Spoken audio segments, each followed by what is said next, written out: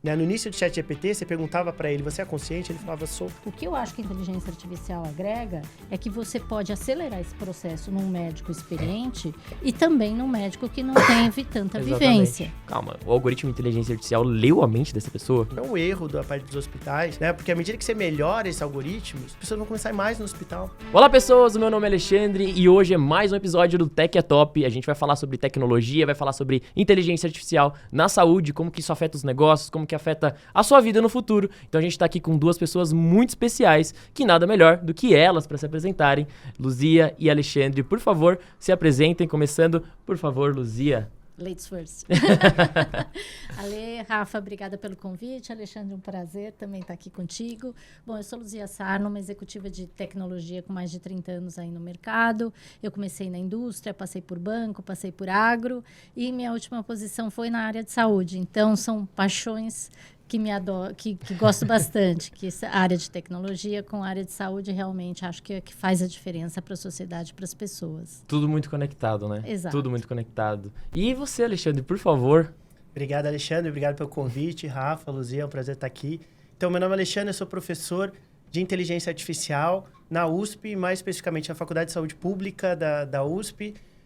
Nessa área de inteligência artificial, mais especificamente a área que domina a inteligência artificial hoje, que a gente chama de machine learning, né? Aprendizado de máquina, que seriam essas máquinas que aprendem a partir de exemplos, a partir de dados. Então, nós temos nosso laboratório lá, que é o LabDAPS, Laboratório de Big Data e Análise Preditiva em Saúde, desde 2017, né? Quando a inteligência artificial não era tão cool ainda, né? Não era esse hype todo, né? A gente era ficava lá no porão da faculdade, o pessoal não entendia muito bem o que a gente estava fazendo ali. Mas a gente sempre soube que ia dar certo, né? A gente sempre soube que uma hora as pessoas iam ver e a gente ia ter os dados suficientes para treinar os algoritmos com qualidade. Então, desde então, temos aí o nosso laboratório que desenvolvemos algoritmos mesmo de machine learning para auxiliar em decisões na área mais difícil e mais complexa de todas, que é a área da saúde. Vocês desenvolvem do zero o negócio, né? Do zero, Existe uma arquitetura básica, né, do algoritmo, mas a gente vai ajustando esse algoritmo para o problema específico de saúde dentro da realidade do Brasil. Muito legal, muito legal. E a gente tem o Rafa aqui com a gente também. E aí, pessoas, tudo bem? Hoje, passando o bastão para o Alexandre, que tá tocando esse episódio de forma incrível, nosso host convidado. Parabéns aí por ter planejado um episódio tão especial enfim, um estudo, uma área tão importante que é a inteligência artificial, e trouxe um convidado incrível, que é o Alexandre, que está aqui. Posso fazer uma provocação inicial? Com certeza, por favor. Vou fazer duas provocações. Primeiro é só comentar que a Luzia é uma excelente, maravilhosa professora. Quem não teve aula ainda com ela tem que assistir. Ela é fantástica. E ela é uma mulher empoderada que tem muitos fãs. Esse episódio vai bombar. O Alexandre aqui, eu queria fazer uma pergunta para o Alexandre, que a gente estava conversando aqui em off. O Alexandre tem um currículo muito extenso. E eu estava vendo aqui que ele começou a pesquisar sobre inteligência artificial e dados muito antes disso ser moda, né? Antes de estar no hype. Eu queria perguntar para você um pouco da sua história. Por que você, Alexandre, economista, né, resolveu ir para essa área? E, assim, pode contar um pouco desde a hora que você veio para a faculdade, o que você se interessava e por que você fez essa aposta? Essa é a minha primeira provocação. Obrigado, Ale. Opa, obrigado. Como de economia foi para saúde, isso é uma coisa muito incrível. Eu acho que ele usou a inteligência artificial para prever o futuro e chegou nessa. E a própria inteligência artificial falou, não, eu sou o futuro. Ele já sabia de tudo, já. Ale, eu só vou pedir pro microfone ficar um pouco mais perto de você. Claro. Uma hora a inteligência artificial vai resolver esse problema. Então, eu sou economista de formação, né? E sempre gostei muito de ranquear coisas, né? Sempre gostei muito de quantificar e ranquear as coisas, né? E eu sempre vi o potencial desse aumento da coleta de dados, né? Que a gente está tendo já há muitas décadas, né? Cada vez mais nossa vida é quantificada, né? Tanto a nossa vida profissional quanto a nossa vida pessoal. Cada vez mais a gente, né, coloca um valor, um número em cada coisa que a gente faz. E eu vi o potencial dessa quantificação de melhorar decisões. E como economista, me preocupa muito, né, decisões imperfeitas ou decisões erradas. Né? Então, eu sempre quis melhorar decisões, otimizar decisões a partir de dados. E a área da saúde é a área mais difícil, é a área que coleta mais dados também. No momento que a gente chega no hospital, até o momento que a gente recebe alta, os nossos dados são coletados continuamente. Né? Então, eu sempre vi esse potencial de usar esses dados para finalmente auxiliar em decisões. Né? Cerca de 10, 15 anos atrás, quando eu comecei minha carreira mesmo de cientista, de pesquisador, ainda não era uma realidade. Né? Os hospitais coletavam dados, deixavam os dados ali parados 10, 15 e não faziam anos muita atrás coisa. Era 2008. 2008 foi quando eu comecei o meu quando eu estava terminando meu doutorado, iniciando o pós-doc quase. E daí, nessa época, eu comecei a ver que existia esse potencial e que eventualmente ia chegar esse momento, né? Que a gente ia ter dados suficientes para usá-los, para melhorar decisões, numa área que acaba cometendo muito erros exatamente pela sua grande complexidade, como é a área da saúde. Né? São muitas variáveis, né? Exatamente, muitos fatores interagem aí. Ninguém vai a óbito, né, só porque se alimenta mal, ninguém vai a óbito só porque é sedentário. É sempre uma interação complexa aí de muitos fatores demográficos, socioeconômicos, genéticos, fatores de risco, que interagem aí dessa forma, levando aos problemas graves. E eu sempre vi o potencial desses dados que estavam sendo coletados de serem utilizados aí para melhorar decisões. Então, no início, a gente trabalhava com ciência de dados, na época nem se chamava ciência de dados ainda, era estatística ou epidemiologia. Uhum. A gente usava isso de uma forma quase primitiva, rudimentar, assim, para melhorar decisões, né? E a gente já via um potencial ali. Né? E eu sempre soube, nossa, quando a gente tiver mais dados, quando as técnicas melhorarem e tal, isso daqui vai explodir. Né? E aí fomos tocando tal, meu grupo de pesquisa, até que começou a chegar. Né? Começou a chegar a inteligência artificial, começou a chegar machine learning. E aí a gente começou a ouvir, né? A gente estava dentro da área, por isso que a gente começou cedo também, né? Estava no momento certo, na hora certa, né? Então a gente conseguiu ter o contato muito cedo com inteligência artificial. Né? Então a gente rodou os primeiros algoritmos no meu laboratório, que na época nem era o laboratório, era meu grupo de pesquisa só. E aí começamos a ver os ganhos que esses algoritmos traziam. Aí os pesquisadores foram vendo e tal, a gente falou, temos que entrar nessa área. Tem alguma coisa aí que é interessante, né? Temos que entrar nessa área, isso aqui vai mudar tudo.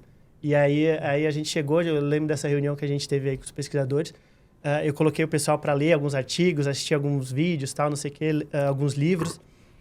Aí a gente foi lá, reuniu, aí o pessoal sentou, meus alunos falaram, professor, isso muda tudo.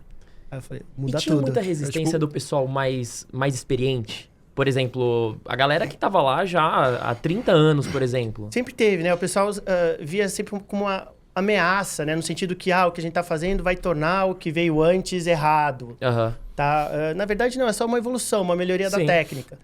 Tá? Então, nada que foi feito antes está errado ou precisa ser apagado ou nada disso. É que era a técnica que existia lá, a melhor estratégia era aquela. Hoje a gente tem outras técnicas com melhores resultados. Então, é simplesmente uma evolução, não estamos apagando a história, né? Nem nada disso.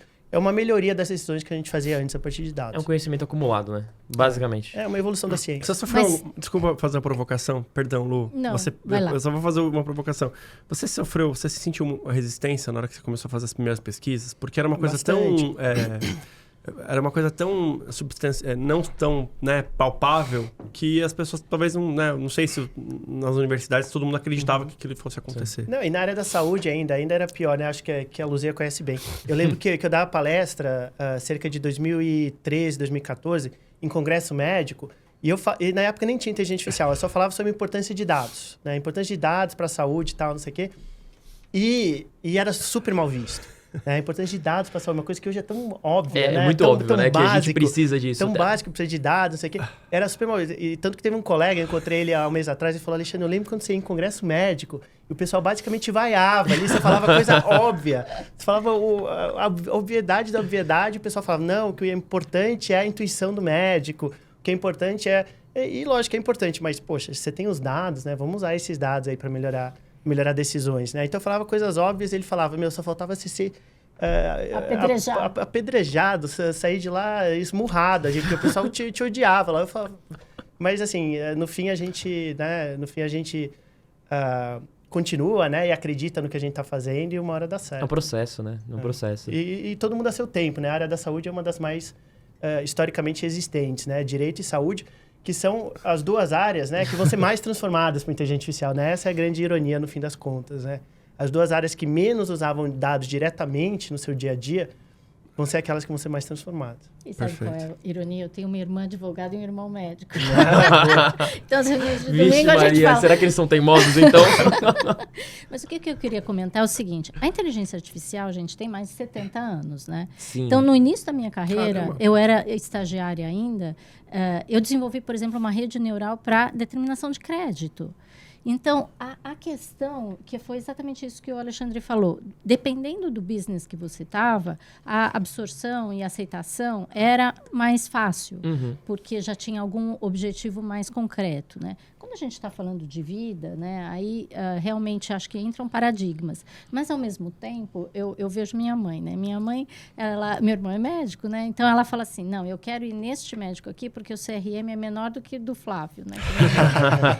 Porque, no fundo, é a experiência, a gente fala da intuição, mas é a experiência acumulada, vamos chamar no data lake da pessoa, que já viu muitas vezes aquilo.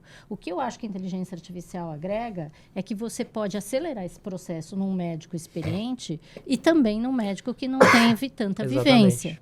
E quando a gente fala de doenças raras, então, é mais difícil ainda você conseguir as informações e ter um aprendizado correto para poder tirar algum benefício disso. O médico não vai ter aquela experiência, né? No caso de uma doença rara, né, por exemplo, então, às vezes, o médico teve 3, 4 pacientes, né, ao longo da sua carreira inteira. O algoritmo viu centenas, às vezes milhares, milhões de pacientes. Então, ele consegue dar esse subsídio para melhorar decisões, que é muito importante, principalmente nas doenças raras ou nos casos mais particulares. Interessante que ele sabe predizer isso, né? Que antes mesmo de acontecer, ele pode predizer.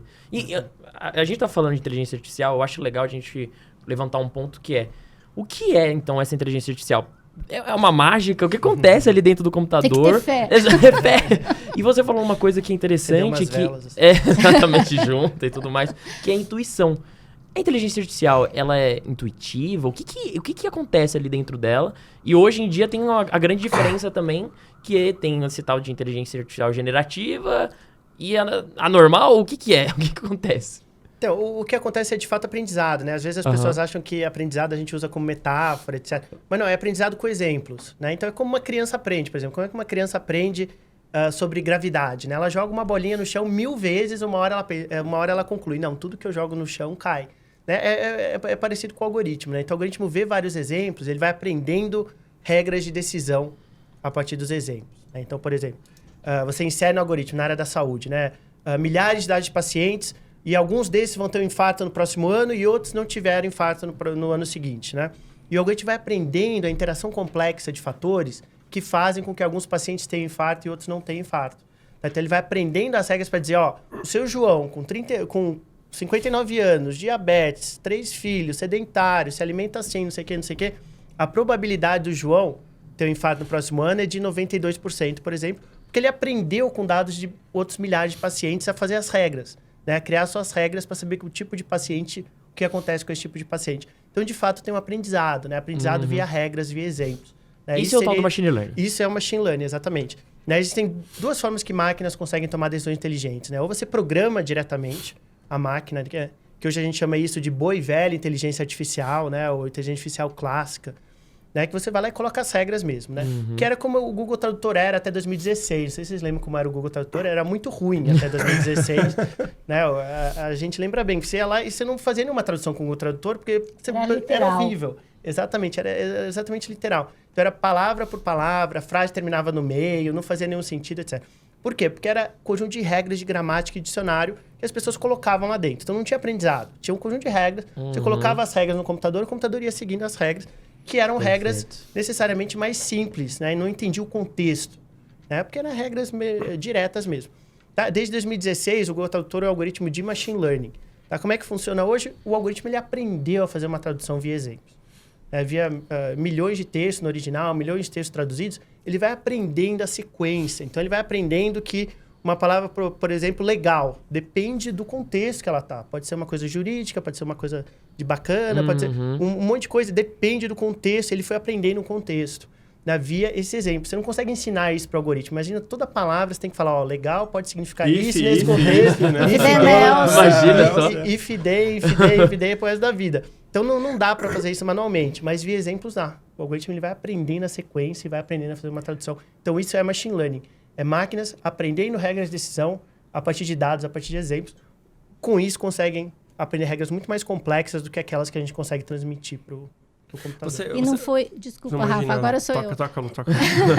E não foi à toa, porque em 2017 foi quando a inteligência artificial ganhou aquele game Go, que você não faz com força bruta que nem xadrez. Força bruta no seguinte sentido, você tem um conjunto finito de regras. Então, enfim, você aprende tudo aquilo e vai chegar lá com uma computação, uma força de computação legal. Aí a gente... O que é? Aproximar o microfone. Segue o jogo. com uma força bruta, né, de máquina. Então, com isso, você faz a combinação e você consegue jogar. O Go não, porque as combinações são infinitas. Então, teria que ter realmente uma base de cognição por detrás, é mais do que você fazer inferência. É você realmente conseguir ver o que você não foi ensinado. E aí a pergunta é, a intuição da gente não vai na mesma linha? Isso é muito não, louco. e essa questão de A aprendizado intuição é do inconsciente, Go, mas ela acontece a mesma coisa. A gente né? não sabe. A gente não sabe. Não, e essa questão do Go é bem interessante mesmo, essa questão de que houve um aprendizado mesmo, porque tem um documentário, não sei se chegaram a ver, chama AlphaGo, que é exatamente sobre o processo. Aqui, Então, o Go, né, AlphaGo. então só para trazer um contexto. O Go é o jogo de tabuleiro mais jogado da Ásia. Né? Então, é tipo o xadrez deles, assim, como se fosse assim. Porém, é muito mais complexo que o xadrez. Né? Tem mais jogadas do que átomos no universo. Tá? Então, é extremamente complexo. Então, sempre se falava, o dia que o algoritmo conseguir ganhar do campeão mundial de Go, aí a gente vai conseguir falar inteligência, porque é muito mais difícil que xadrez. Xadrez é um jogo muito limitado. Tá? Tanto que xadrez, o Deep Blue, nem era machine learning direito, era um algoritmo super de força bruta, né? igual a Luzia falou. Então, é muito fácil. Tanto que hoje você sabe que a pessoa está roubando o xadrez quando está jogando bem demais. Que ela está usando um algoritmo de machine learning. Tá? Então, tem o chess.com, que é o site. Sim. Se você começa a jogar muito bem, nível sobre-humano, acima do campeão mundial do mundo, é porque você está usando um algoritmo de machine learning. Então, na hora, eles te pegam em relação a isso. Então, é muito fácil ganhar. Mas no Go, é muito mais complexo. Você está melhor que o humano. Você está com uma máquina por detrás. O humano não joga tão bem assim. É basicamente assim que eles pegam. É uma inteligência que descobre, uma inteligência artificial. Com certeza. É uma inteligência artificial que descobre também. Está jogando bem demais, não é humano isso aqui. Ou é uma mulher. Pode ser também. Boa. Então, daí com a chegada do Go, né? Então, o algoritmo ganhou do campeão mundial de Go. E aí tem esse documentário chamado AlphaGo. Acho que tá no Netflix, ou estava até recentemente. E aí, só voltando a essa questão do aprendizado, e aí no documentário eles falam sobre uma jogada, que nunca foi feita na história. Uma jogada, porque era o jogo, o algoritmo falava, move essa peça, e ia lá um humano e movia essa peça. Teve uma jogada que o algoritmo falou, faz isso, o humano falou, não vou fazer isso. Acho que deu um erro. Não pode ser, é uma jogada completamente errada. Ninguém faz essa jogada. Aí o pessoal checou, né? É um momento muito interessante do documentário. O pessoal ia lá, checava no algoritmo e tal. Não, mas é isso mesmo. Mas não pode ser isso, porque é uma jogada completamente idiota. Não faz nenhum sentido. Nunca ninguém jogou essa jogada. Não tem na base de treinamento dele. Não tinha nada. Né? Nunca ninguém tinha feito essa jogada. Aí eles foram lá, ficaram um tempo assim, falando, não, mas não pode ser, não pode ser. Vai, vamos jogar. E aí jogaram essa jogada. E aí o jogo seguiu e tal. E aí o algoritmo usou essa jogada para ganhar o jogo 50 jogadas para frente. Ele usou essa jogada que não tinha nada a ver. Todo mundo ignorou, usou essa jogada e ganhou o jogo por causa dessa jogada. Caraca, tá? Então, até hoje o pessoal estuda essa jogada. Porque é uma jogada que não existia, que nunca ninguém tinha feito. Ou seja, teve aprendizado. Às vezes o pessoal acha que é decoreba, que é não sei o quê. Não, ele aprendeu mesmo a jogar Go e descobriu uma jogada que não estava no seu banco de dados e fez isso e ganhou o jogo graças a isso. Então, retomando essa questão, né? Existe sim criatividade, tá? Não é decoreba, o algoritmo não é decoreba. E ele aprende, e hoje com a generativa está cada vez mais claro, né? O algoritmo fazendo imagem bonita, fazendo poesia, fazendo coisas assim criativas mesmo e bonitas. Né? Midjourney aí da vida, né? Todas essas ferramentas aí criando um monte de coisa interessante, né? E aí vem essa inteligência artificial que você comentou, mais clássica, machine learning, tem as redes neurais convolucionais, essas coisas todas. Qual que é a grande diferença dessas para a generativa? O que aconteceu? Tem um tal de Transformer aí do meio, né? Do Google, mas o que é exatamente isso? Os Transformers é um algoritmo, né, que foi inventado em 2017, 2018, por um grupo de pesquisadores do Google, né? Que ele é extremamente complexo, mas a grande sacada dele é que usa o fenômeno de atenção. Tá? O nome do artigo é Attention is all you need. Exato. Tá? Ele usa o fenômeno de atenção. Para dados sequenciais, a atenção é fundamental. Por exemplo, num texto, né? O exemplo que eu estava falando de legal, né? Qual é o significado de legal? Depende do que vem antes. E o algoritmo, ele aprende o que prestar atenção antes para predizer essa palavra. Então, ele sabe que é importante essa palavra processo ali atrás, para entender o significado de legal nesse caso. Tá? É importante, sei lá, de diversão atrás, aí já é outro significado legal. Né? Então, ele usa esse fenômeno de atenção, que foi uma grande sacada em 2017, 2018. Né? Aí levou um tempo, né, para ser de fato incorporado em tecnologias inovadoras e agora chegou com o ChatGPT, a base, né, do ChatGPT e das inteligências artificiais generativas que a gente tem visto. A base deles é Ele deve ter um ranking de palavras que são mais importantes. Uma importância nas palavras, que é como a gente faz uma leitura dinâmica. É um score. Exato. Quando a gente lê na diagonal, a gente faz isso. Incrível. E ele aprende a ignorar coisas que não importam. Por exemplo, o the, conjunção, né, o a, essas coisas aí. Ele aprende a ignorar, não importa, mas o que importa ali é a palavra processo para eu predizer o que significado de legal. Alexandre, Lu, eu queria fazer uma pergunta sobre o contexto do que a gente vive hoje, né? É uma pergunta. Inteligência artificial generativa. Bom, inteligência artificial, o conceito já existia, os estudos científicos já existiam, etc e tal. Mas hoje a gente chegou num momento que a nossa capacidade de processamento multiplicou vezes 1000. E a capacidade de armazenar dados também. Antigamente era num servidorzinho, lá na empresa, tal, não sei o que lá, a gente sofria na pesquisa, né? Hoje joga na nuvem e seja o que Deus quiser. O quanto isso foi importante para o desenvolvimento da inteligência artificial? Essa é a primeira pergunta. E as empresas que investiram em nuvem e estruturaram os dados hoje podem colher melhores frutos disso. Né? Quem não se preocupa com dados, hoje está correndo atrás, né, do prejuízo. E a segunda coisa vocês acreditam, assim... porque assim, sempre que a gente tem uma mudança tecnológica, geralmente parte do executivo. O executivo decide...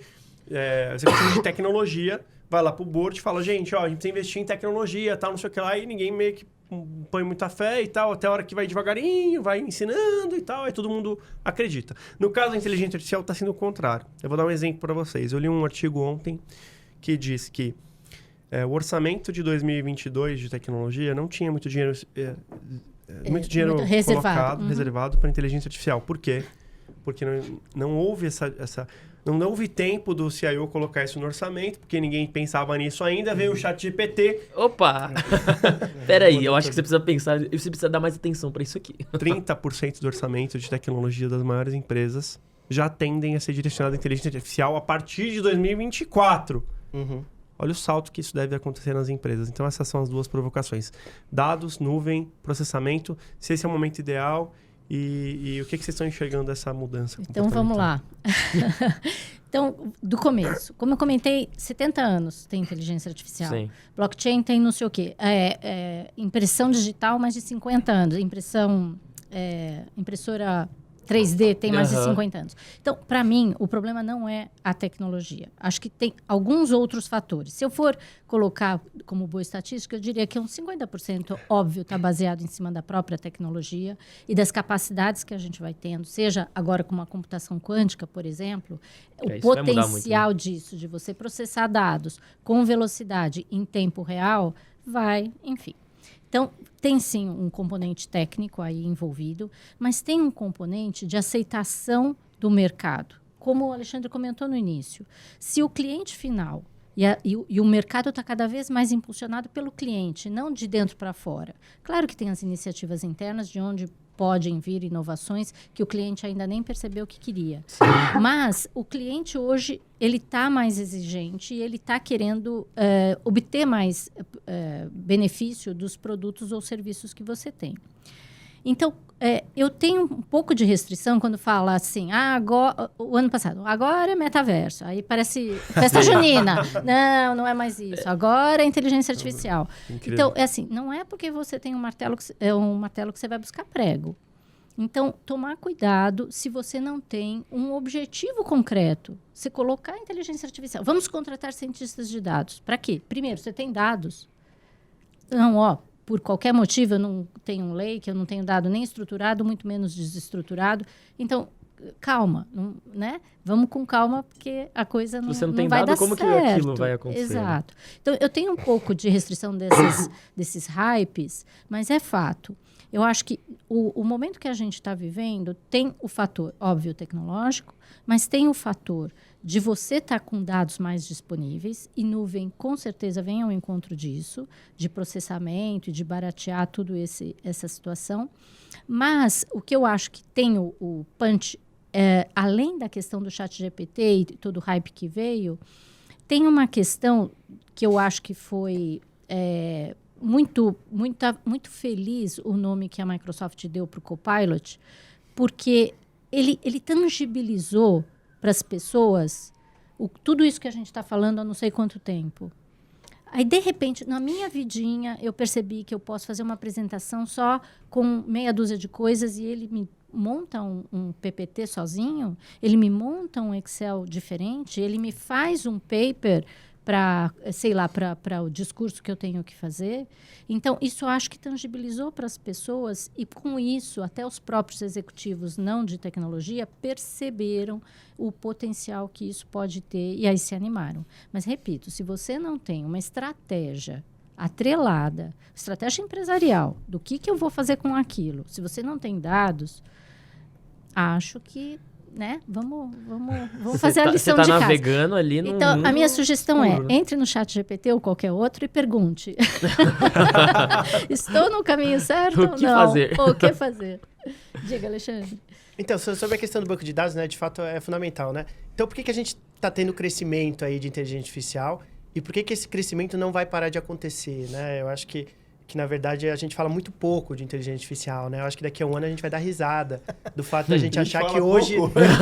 pouco. Eu acho que a gente vai dar risada daqui a um ano, a gente vai olhar para trás um ano e vai pensar, nossa, lembra quando a gente achava que a gente falava muito de inteligência artificial? Porque a gente vai falar muito mais, e daqui a 2 anos vai falar muito mais, daqui a 3 anos vai falar muito mais, etc. Por quê, né? Porque os 3 fatores que empurram a área para cima são 3 fatores que não vão parar de crescer. Em primeiro lugar, dados. Cada vez mais nossa vida é quantificada, tudo, né? Os dados são coletados de tudo que a gente faz, cada vez mais relógios inteligentes estão quantificando a nossa vida, literalmente, a nossa vida inteira. Então, cada vez temos mais dados. Segundo lugar, a capacidade computacional está aumentando, tá? Cada vez mais a gente tem computadores otimizados para algoritmo de inteligência artificial. Tá? Então, aqueles algoritmos ali, quando a gente começou, a gente tinha algoritmo que levava semanas aí para terminar de rodar. Hoje, esses mesmos algoritmos levam alguns minutos, alguns segundos nos nossos computadores hoje. Né? Porque cada vez temos mais computadores adequados, né? Cada vez mais hardware, né? Principalmente GPUs, né? Otimizados para rodar algoritmos de inteligência artificial. E, em terceiro lugar, o aumento de pessoas na área. Então, quanto mais pessoas vêm para a área, mais novos algoritmos vão sendo descobertos, novas técnicas de otimização, etc. Então, a área vai melhorando tecnicamente. Tá? Então, são 3 coisas que não vão parar de crescer. Né? Os dados, não vamos parar de coletar dados, muito pelo contrário. A capacidade computacional só vai aumentar à medida que a área cresce, cada vez mais hardware específico de machine learning e pessoas vindo para a área, novas descobertas, novos cientistas, novas inovações na área. Então, a área só vai crescer e crescer. Né? Os 3 fatores que estão empurrando a área para cima são 3 fatores que não vão parar de crescer. Né? Então, esses fatores daí têm sido chave para o crescimento aí nos últimos anos da área de machine learning. Mas eu só vou frisar, Rafa, desculpa de novo, mas eu só vou frisar, se você não tem um objetivo concreto dentro... tirando, óbvio, as pesquisas acadêmicas, isso vai frustrar, como frustraram várias outras iniciativas de tecnologia, onde, de novo, você, porque tem um martelo, vai buscar um prego. Se você não tem um objetivo claro, se você não sabe o que fazer com aqueles dados, com aquelas pessoas, etc., vai ser frustrante. Então, minha sugestão é, desenvolva cases. Entenda o que é, tenha pessoas, perfeito, está ótimo, mas saiba para que você vai fazer, senão vai ser frustrante. Você tem toda uma ferramenta ali, só que onde aplicar, né? Onde aplicar. Às vezes você não tem os dados suficientes, às vezes não é um problema de inteligência artificial, às vezes é um problema mais simples. Né? Então, assim, as pessoas querem jogar tudo como inteligência artificial, mas tem que refletir, isso é um problema de inteligência artificial. Eu tenho os dados para isso. Eu tenho os profissionais, o mais importante hoje, né? O maior desafio hoje na área de inteligência artificial é o capital humano. Né? Você ter o profissional capacitado para isso, porque não é fácil. Né? É uma área que envolve programação e estatística, né? 2 áreas que não é todo mundo que gosta. Mas, e entender o negócio também, né? É uma área que não é todo mundo que gosta. Eu tenho uma provocação muito importante, assim. Quando eu olho para a inteligência artificial e eu sei que a base dela são dados, e aí eu vejo Google, Microsoft, Facebook, Apple, eu vejo esses maiores players de mercado, as Big Techs tocando esse assunto, eu falo, cara, eu nunca vou ter na minha empresa a quantidade de dados que esses caras têm, nem a quantidade de espaço que eles têm, nem a quantidade de processamento, de poder de processamento que eles têm em nuvem. Então, eu tenho medo... Você não tem medo que isso fique na mão de 5 e a gente nunca consiga com todo respeito ao laboratório da faculdade, da universidade, das empresas, né? A gente não vai ter algoritmos que cheguem perto daquilo. A gente não tem medo porque de virar não tem uma o arma. volume de dados. Porque o volume de dados é importante para o próprio treinamento, né? A boa notícia é que algumas das empresas, principalmente a Meta, né? A Meta é a mais open source de todas, dessas Big Techs. Eles têm visto que o quê? Que lançar esses algoritmos open source é bom para eles. Porque eles lançam esses algoritmos, eles gastam ali milhões, bilhões treinando o algoritmo e tal, não sei o quê. Tem o algoritmo finalizado, eles lançam para quê? Para as pessoas irem encontrando problema e irem melhorando o algoritmo. Então eles lançaram recentemente o Llama 2, né? que é tipo o ChatGPT, é do nível do GPT 3.5, tá? É basicamente o mesmo nível, totalmente open source, com todos os detalhes, todos os ajustes ali disponíveis para quem quiser usar. Então tem uma molecada aí ao longo do mundo, assim, milhões de molecados aí ao longo do mundo, que estão trabalhando com isso, né? Na garagem dos pais, aquela né, velha história de tecnologia, na garagem dos pais, melhorando esse algoritmo de certa forma, colocando algumas novidades ali, testando outras coisas, tirando algumas coisas, tal, ajustando de outras formas, ajustando usando os dados da própria empresa. Por quê? Porque você tem a base ali, tá prontinho, você consegue só fazer o detalhezinho com os dados da tua empresa. Né? Então ele fica já um algoritmo super poderoso, focado com a tua empresa. Personalizado com a tua empresa. Então essa é a estratégia hoje da Meta, que é diferente da estratégia da Microsoft, da OpenAI, que é esconder, né? O ChatGPT, a nova versão, não saiu nada, não saiu nenhum número de parâmetros. Não tem mais nada de open, né? Nada de não open. Tem nada de open. Não tem mais nada de open. Era completamente closed AI. Porque essas são perspectivas diferentes, né? Eles acham que, divulgar, todo mundo vai fazer, a gente vai perder. A Meta já acha não. A Meta já acha que, vou divulgar para todo mundo melhorar e aí eu vou reaproveitar as melhorias no Facebook. Só que historicamente... Só que com escala, né? Que a gente sozinho não tem. Exato. E historicamente isso dá mais certo, né? Milhões de garotas aí ao redor do mundo, né? Na garagem dos pais aí melhorando, tal, tentando. Coisa que às vezes eles têm, sei lá, 15 mil, 20 mil pesquisadores de machine learning, passaram a ter milhões de pesquisadores de machine learning melhorando seus algoritmos. Agora, se você está preocupado com o mundo ocidental, dá uma olhadinha na China, que não tem LGPD, GDPR, etc. Eu estava lendo outro dia, o volume de câmeras que tem nas ruas, proporcional na China, é assim, tipo, 100 vezes mais do que tem nas maiores cidades dos Estados Unidos. E câmeras, dados, reações. Então, do ponto de vista de segurança pública, por exemplo... Fantástico. Assim, resguardadas... Esquecendo o lado da privacidade. Resguardadas, exato. E aí, outro dia, eu estava até falando com uns amigos, uma conversa filosófica, um podcast aí para a gente pensar. Até onde você está disposto a tradear, né? Enfim, trocar a tua privacidade por um benefício. Ou segurança física ou saúde. A gente está falando de saúde. Uma vez eu estava em Cupertino, conversando com o pessoal, exatamente num projeto de aproveitar os dados de Apple Watch, etc., aí eu fiz a pergunta para o executivo lá da Apple, mas e vocês? Vocês ficam com acesso? Ele ficou super ofendido. Não somos o nosso concorrente, absolutamente não guardamos nada, etc. Então, do lado, eu acho que de um lado é muito bom, mas do outro lado, quando você fala de saúde populacional, por exemplo, é muito interessante você ter acesso aos dados para poder tomar iniciativas de saúde pública. Não sei se vocês sabem, mas as principais doenças de saúde pública, Covid dentre elas, mas DST, enfim, isso todos os hospitais e laboratórios são obrigados por lei a reportar ao governo para fazer iniciativas de saúde pública. Se a gente quebrar alguns paradigmas e fazer, por exemplo, diabetes é uma das doenças mais críticas do mundo. Já se considera uma epidemia até por causa de obesidade, etc.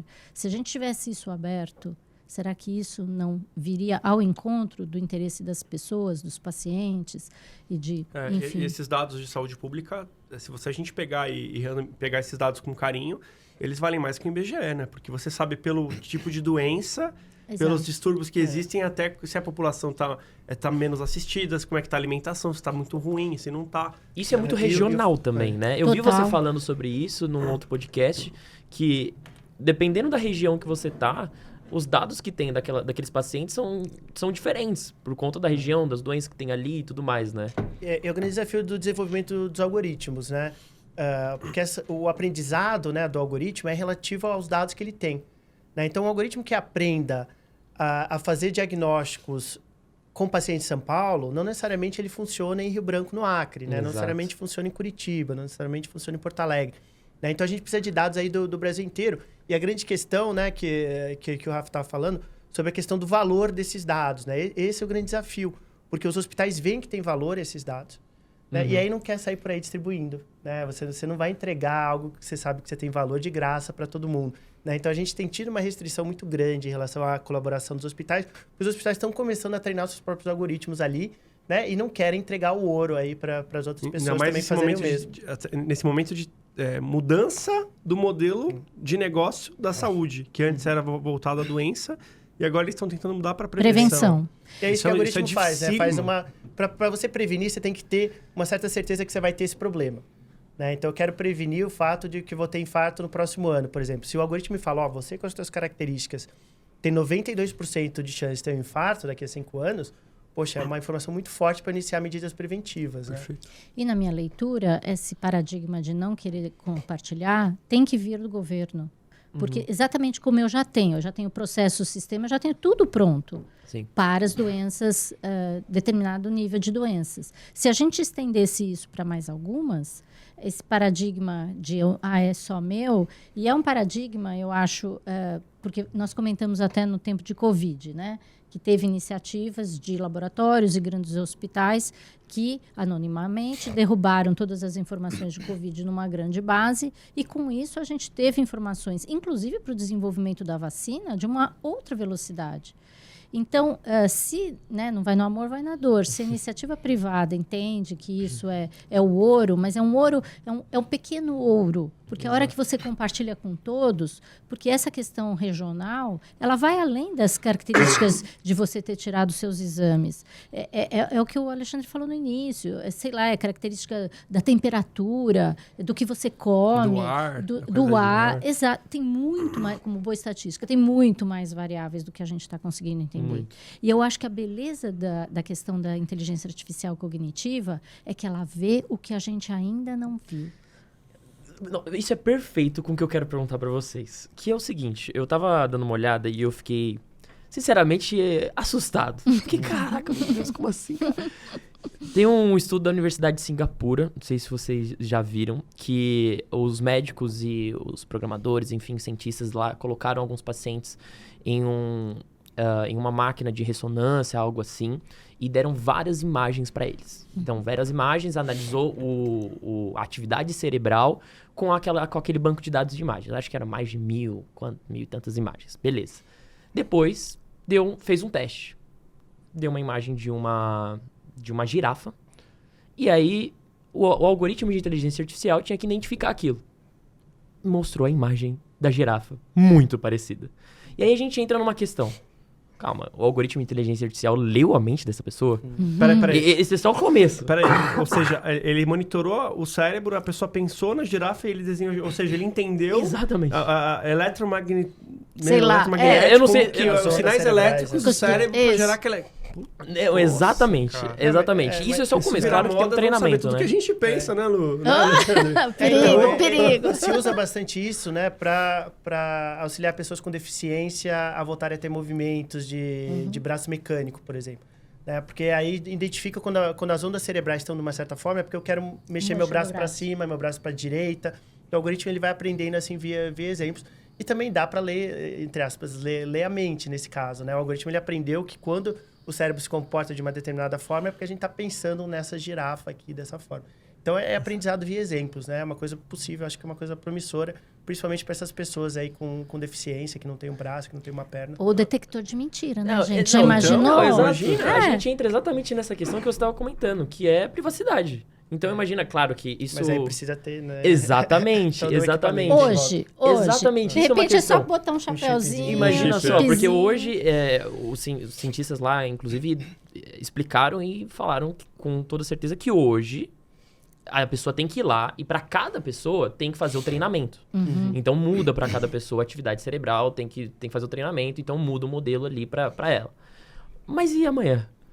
Amanhã realmente é um chapéu que a gente coloca e onde está a privacidade de dados dentro disso? Daqui a Vamos pouco pega combinar. milhões de pessoas com esse negócio na cabeça, ele já entendeu modelos, outros modelos. Entendeu? Já Gente, resolveu não tem tudo. limite, é fato. Por isso a importância da gente discutir ética, da gente discutir regulamentação mínima e saber até onde nós, como sociedade, queremos abrir mão, por exemplo, de privacidade, se a gente tiver uma contrapartida que a gente entenda que seja melhor em relação a isso. Então, estratégias governamentais, mundiais, porque, de novo, né, as pessoas, que nem aquela história do Elon Musk, vamos parar por ser besteira mesmo, porque ele lançou a dele logo na sequência. Mas é o que eu comentava, o mundo oriental não parou. Hoje a gente tem o maior nível de cientistas de dados e pessoas de inteligência artificial na China, com o maior nível de dados, porque a própria população deles é, né, muito representativa. Sim. Então, é hora da gente se controlar de todos os tipos e imaginar uma sociedade melhor, né? Sim, sim. Alexandre, Lu, eu fico pensando aqui, né? Assim, o Alexandre, você também é muito futurologista, sempre está pensando no futuro. Vou provocar vocês. Como vocês acham que vai ser o mundo daqui a 10 anos? Porque eu fico imaginando assim. Hoje a gente já tem... a gente vai falar um pouco disso, tá? Se você quiser comentar depois, seria legal. Na farmacologia, a gente vai ter drogas específicas para cada doença, para cada paciente. Ou seja, eu não vou ter superdosagem, vou acabar com um monte de problemas que trazem efeitos colaterais de alguma droga. Medicina de precisão. Medicina de precisão. Você vai ter tratamentos com células especiais para combater, nanotecnologia, enfim, farmacologia para combater câncer, com RNA mensageiro. Parar o envelhecimento. Parar o envelhecimento. Você vai ter a possibilidade de escolher como é que você quer seu filho, né? Isso daí acho que vai ser regulamentado, acho que não vão liberar isso. Não, mas possível vai ser. Tecnicamente é possível. Tecnicamente é possível. Vão ter super-humanos na Ásia, nem que seja na Ásia, vai existir. Já temos, né, gente? Deve ter, né? Oficialmente não, né? Porque teve um caso, né, que um pesquisador da China clonou um ser humano e aí ele acabou sendo preso, tal, não sei o quê. Então, oficialmente, a China também não deixa, né? Mas vai saber o que estão fazendo. Por trás né? ali. A Coreia do Norte, enfim, né? Vai saber, né? Mas, assim, vamos aqui fazer uma brincadeira aqui para assustar as pessoas que estão assistindo. Vamos assustar vocês. O que vocês acham que acontece daqui uns 10 anos? Onde vai parar isso? Pode chutar. É super imprevisível, né? Como a gente estava falando da questão... há um ano atrás, exatamente um ano atrás, as pessoas falavam, a inteligência artificial vai fazer um monte de coisa legal, mas nunca vai fazer algo bonito. Nunca vai fazer algo criativo, nunca vai fazer... Né? É exatamente isso que faz hoje, né? Faz quadros lindos, faz poesias bonitas, faz textos, né? Música legal, que o pessoal gosta. Então, assim, é uma coisa bem previsível, assim, de qual caminho a gente vai, né? Por isso que eu fico, às vezes, um pouco com o pé atrás da gente já bater o martelo em relação à regulamentação da inteligência artificial. Eu acho que a gente está na pré-história da inteligência artificial. Ainda não chegou em um monte de áreas, assim, que a gente vai usar a inteligência artificial. Precisa do debate, mas bater o martelo nesse momento eu acho bastante prematuro, né? Mas então, o que vai acontecer, assim, é muito difícil saber, é muito difícil, porque a gente, né, depende de pequenos ajustes, depende dessa garota na garagem dos pais fazer uma descoberta ali com o Llama, que muda a qualidade, que empurra para outras áreas e que, né, e que torna mais inteligente, etc. Então, eu acho bem previsível, mas eu acho que as suas colocações são pertinentes e vão acontecer em breve, né? O sistema de saúde, principalmente. Né? Você vai chegar lá no hospital, você vai receber um tratamento personalizado, né? E realmente personalizado, né? Não é tipo, você está com essa doença, então o melhor medicamento para essa doença é X. Não, vai ser o melhor medicamento para você que tem essa idade, que tem esse sexo, esse fator de risco, esse histórico, esse não sei o quê. O melhor medicamento é esse, com essas moléculas aqui, que eu já vou fazer aqui direto no hospital, já vai sair para você já vai pegar a moléculazinha ali, personalizada para os teus problemas, né? Via esse aprendizado de milhares, milhões de pacientes, né? Cada paciente recebendo o seu tratamento, o algoritmo vai aprendendo, tal, não, essa característica aqui é melhor fazer isso e tal, e passa isso daí para o médico absorve essa informação, junta com as outras da conversa dele com o paciente e decide a melhor. Né? Então, acho que as pessoas, né, e entra naquela questão que a gente está falando, sobre não querer compartilhar os dados, né? Isso é um erro da parte dos hospitais, né? Porque à medida que você melhora esses algoritmos, as pessoas vão começar a ir mais no hospital. Para prevenir, né? Para que eu vou ficar em casa com uma dor ou na dúvida se eu tenho essa doença ou não? Se eu sei que sempre quando eu vou no hospital, meu problema é resolvido. Eu vou mais no hospital, vou começar a ir mais no hospital. Ou a causa que vai gerar o problema é resolvida antes de ter o problema. Antes ainda, né? Então eu tô com alguma desconfiança, tal, eu vou lá no hospital, na hora ele me passa o remédio perfeito, a intervenção perfeita, meu problema tá resolvido. Eu vou começar a ir mais no hospital. Né? Então acho que é demanda, né? Às vezes as pessoas falam, inteligência artificial vai tirar o emprego dos profissionais de saúde. Eu acho que vai aumentar os empregos dos profissionais de saúde. As pessoas vão procurar mais. Né? Então, o médico vai ter o auxílio daquele algoritmo, ele vai tomar melhores decisões. Você melhora decisões, você aumenta a demanda pelo teu trabalho, né? Aumentando o teu salário e as tuas oportunidades de emprego. Né? Então, eu acho que vai aumentar e eu acho que os hospitais deveriam compartilhar mais esses dados, né? Incentivar mais essa área, pensando aí a médio prazo, onde as pessoas vão começar a ir mais e tentar resolver esse problema. Na verdade, o ser humano tem empatia, né? Então, o cara teve um diagnóstico, quem que vai tratar, conversar, né? Tratar a parte emocional das pessoas. Exatamente. Mas aí o Alexandre me provocou essa semana, ele falou pra mim, não... O robô já consegue ser mais empático. Ser mais empático que o humano. A gente tava conversando. Você acha que ele pode enganar a gente? Ele pode tomar conta da parada toda daqui uns 10, 15 anos?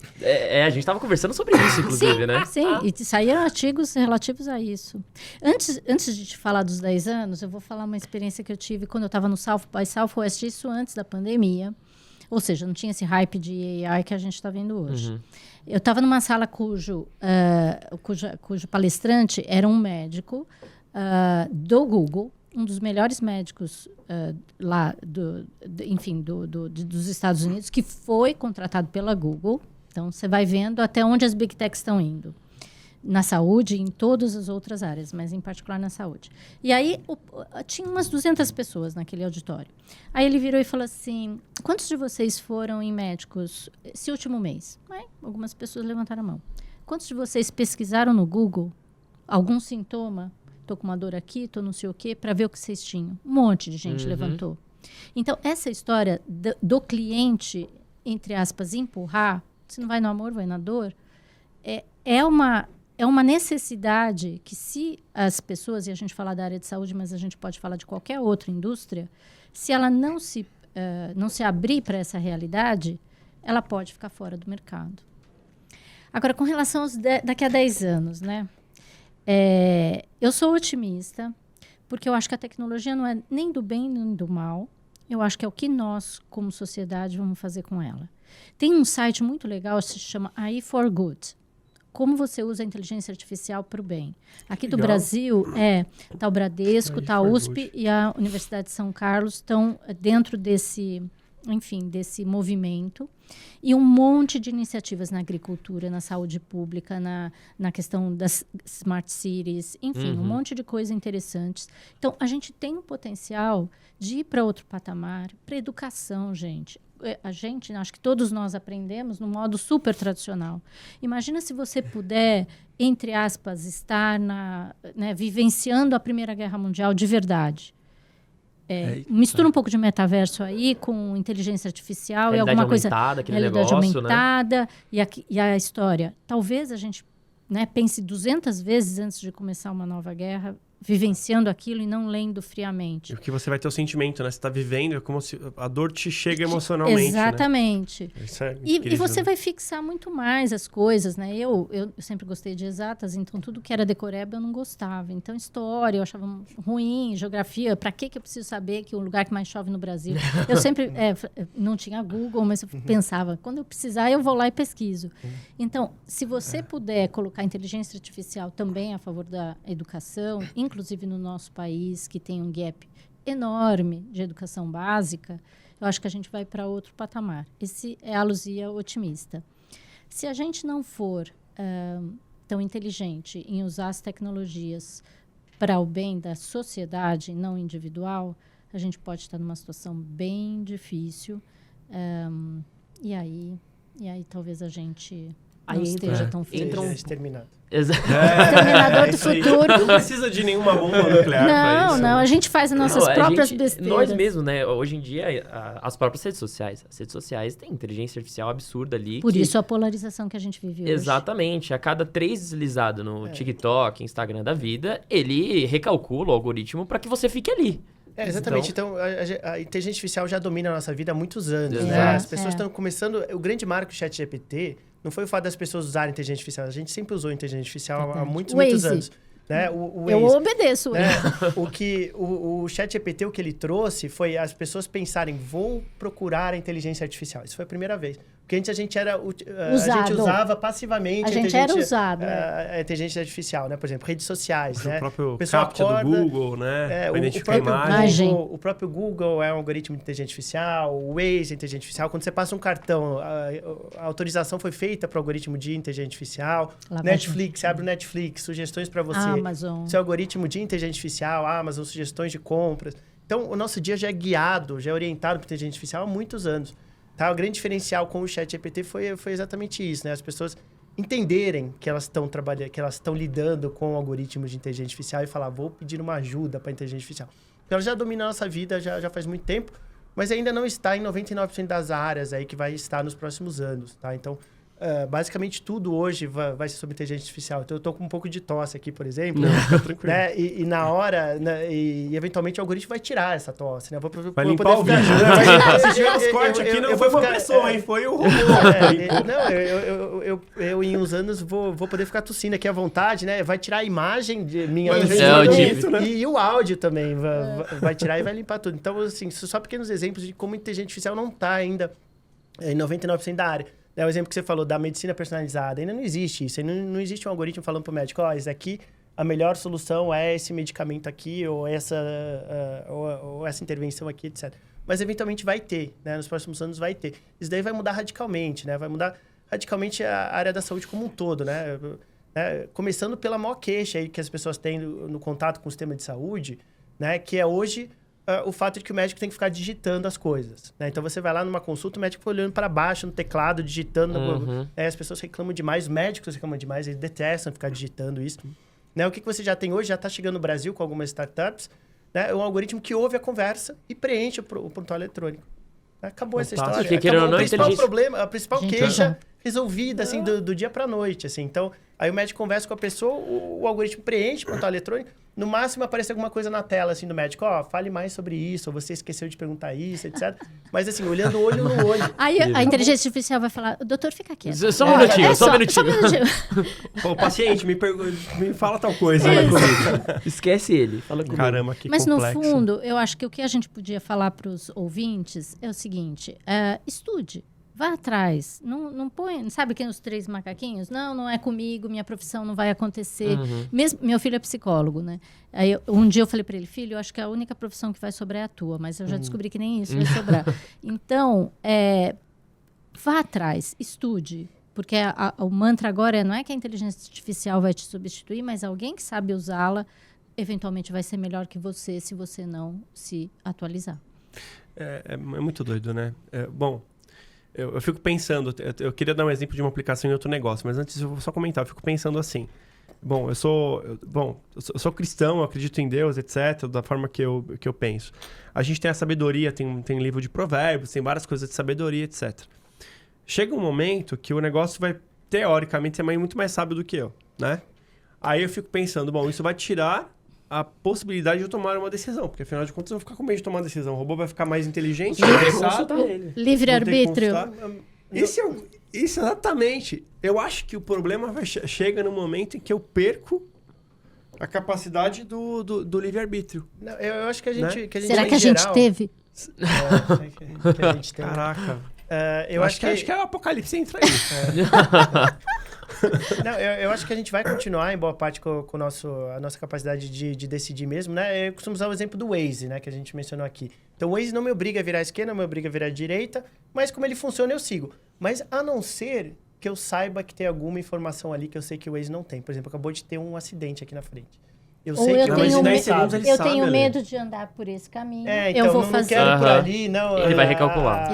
A iluminação tá ruim ali, não vou. Tá, então eu vou contra a inteligência artificial, não tem nenhum problema, não só posso, como eu devo ir contra a inteligência artificial, né? Se tiver um acidente ali na frente, o algoritmo não sabe ainda, acabou de acontecer o acidente, então eu vou virar à esquerda e aí não tem nenhum problema, né? Ainda sigo com a minha capacidade de tomar as minhas próprias decisões. Então isso que vai acontecer na área da saúde. Às vezes o pessoal fala, o algoritmo vai obrigar o médico, em primeiro lugar, né? Decisão individual morte precisa ter um ser humano responsável, né? Que vai ser o médico. E aí o algoritmo vai dar um subsídio, que nem o Waze dá um subsídio pra gente no trânsito. E o médico vai lá, às vezes ele vai ver a resposta do algoritmo, ele vai, acho que não, acho que pelo que eu tô conversando, acho que é outro caminho.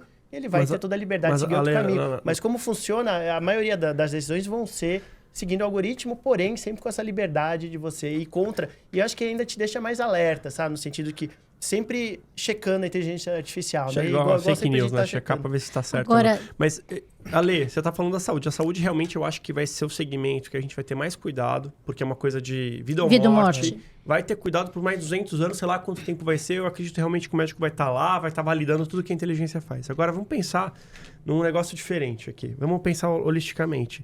Você imagina como é que vai ser o aplicativo de namoro daqui a 10 anos? Não, mas é Cara, o cara vai falar assim, sobe aqui seu histórico mental, seu e-mail, seu histórico da sua rede social, sobe tudo aqui, me dá o seu exame de sangue, seu DNA, não sei o que lá, tal, não sei o que, não sei o que, ó. Eu vou marcar um encontro pra você no restaurante tal, a menina já vai estar lá, é melhor pra você. Ou não é a menina. Começa a mudar a espécie humana. Ou não é menina. Começa a mudar tudo, cara. Eu fico pensando, assim, nesse momento, acho que acabou, cara. Acabou a humanidade. Eu acho que os algoritmos, né? Eu vou virar, sabe o que? Acho que eu vou virar uma peça de xadrez da inteligência artificial. Ela vai botar onde ela quiser. Chegou a revolução das máquinas. Matrix, aí a gente só vai alimentar a computação quântica. Não, eu acho que vai até além do que você falou. Eu acho que vai ler como é que você conversa no WhatsApp, por exemplo. Exatamente. E vai conversar com a inteligência artificial da menina. Né? E vão ver se dá match ali, e aí você vai receber um alerta, ó, o teu encontro é nesse bar às 8h30, não sei o que, não sei o que. Não precisa nem paquerar, já tá paquerado. Já tá tudo certo. Aqui o casamento, vocês vão ter 2 filhos, vai chamar João Maria. Já mandei no laboratório, seu genro dela já vai ser de proveito, sei lá. Você já tem a sua vida Conversem no date, conversem sobre isso, porque vocês têm interesse em comum, etc, né? Acho que isso aí vai... Mas a gente levanta um ponto que a gente tava conversando em off, inclusive, que é... Beleza, você falou de uma coisa física, né? De você realmente ir lá encontrar a pessoa. Mas imagina só que você tá conversando com uma inteligência artificial e essa inteligência artificial, ela sabe seu histórico, ela sabe o que você gosta, ela sabe tudo. E ela vai ser melhor que um humano pra você. Porque ela vai falar pra você o que você quer ouvir. Não é o que você precisa escutar. Então, depois pra isso se relacionar, é uma coisa muito louca.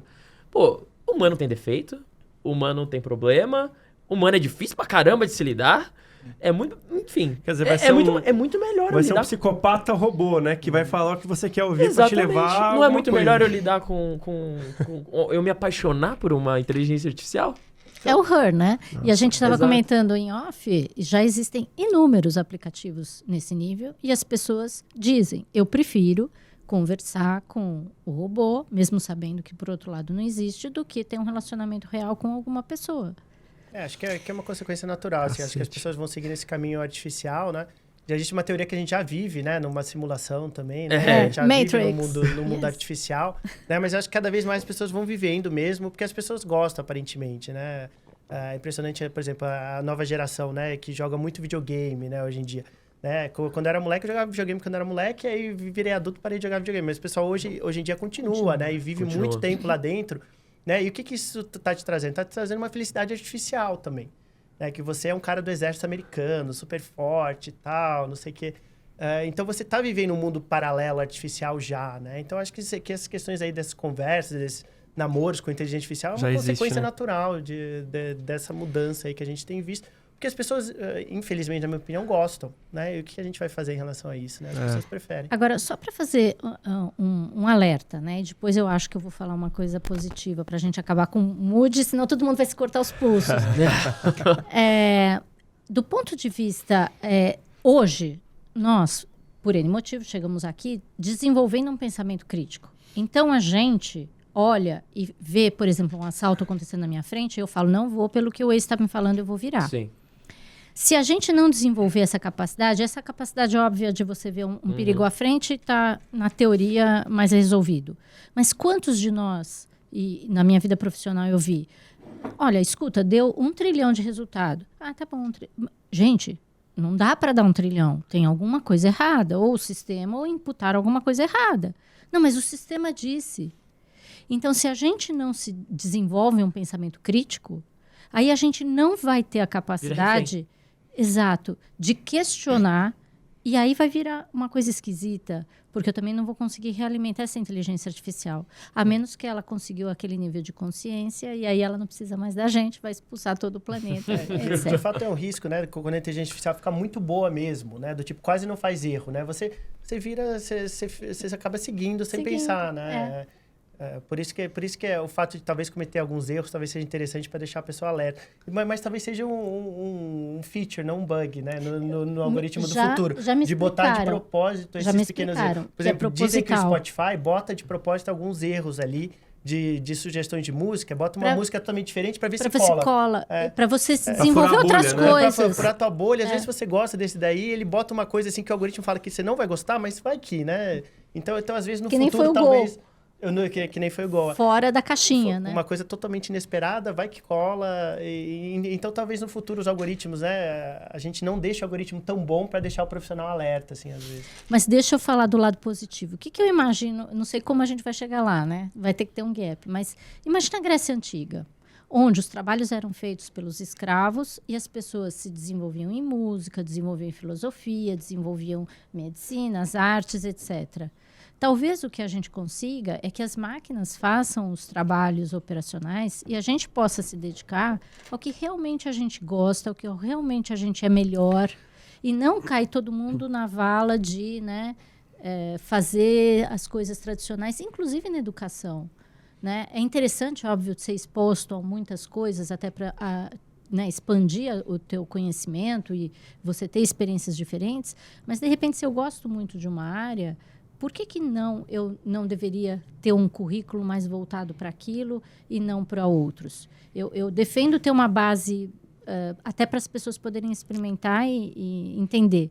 Mas talvez a gente vá parar numa Grécia nova, vamos chamar assim, onde as máquinas farão o que a gente não quer e a gente vai se dedicar ao que realmente, na teoria, é humano. Mas esse é um ponto polêmico.